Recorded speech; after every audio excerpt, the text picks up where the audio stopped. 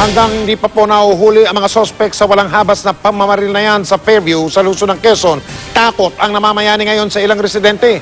Pati ang Malacanang ay nababahala. Mula sa Fairview, Quezon City, nakatutok live si Ian Cruz. Ian. Yes, Mike, patuloy nga ang ginagawang paghahanap ng PNP sa dalawang suspect na sunod-sunod na namaril ito sa Fairview, Quezon City. 5 hanggang 10 minuto lang inabot. 4 katao agad ang nawala ng buhay sa walang habas sa pamamaril ng dalawang nakamotor na suspect. Random at tila walang kapararakan ng pamamaril, lalo't wala nakikitang kaugnayan sa isa't isa ang mga biktima. Wala. Ngayon sa initial investigation natin, wala po tayong nakikitang connection ng mga biktima.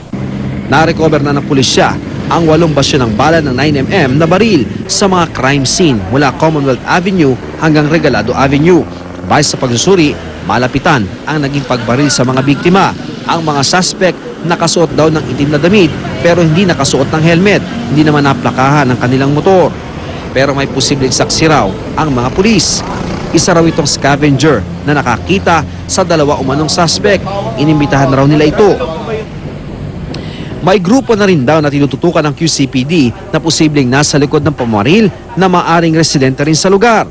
Tinitingnan po natin na maaring drug-related o dahil nga sunod-sunod po yung mga anti-criminality operation natin dun sa area, pwede rin pong yung mga kagrupo rin po ng mga nahuli natin na suspect. Kung kagrupo sila ng mga huling suspect, bakit naman nila gagawin yun? Maaring nagalit nga po.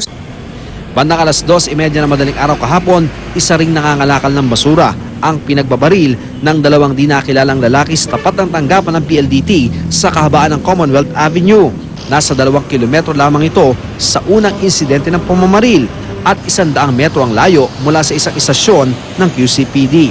Hindi para masabi ng PNP kung konektado ang naturang pamamaril sa unang 4 na pinatay. Bali, ang ginamit na baril doon sa sinasabing yun ay caliber 45. Ang na-recover na per cartridge dun sa crime scene.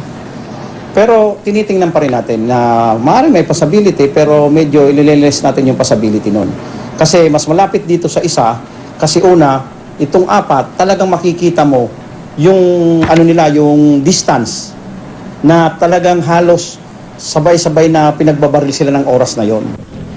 Maging ang Malacanang na bahala sa nangyaring pamamaril.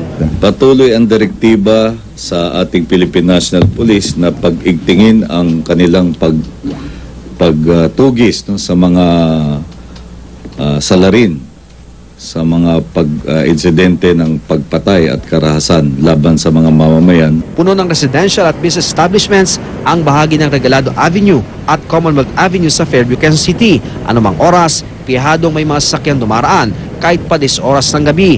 Pero aminadong QCPD, may mga nagaganap na krimen sa Regalado area. Isa na nga rito ang napatay na si PO3 Bernard Quintero noong December 2011. Noong 2012 naman, nabaril ang holdupper, si PMA Cadet Alfonso Aviles, nang pigilan ng holdupan sa isang jeep sa Mindanao, corner Regalado Avenue.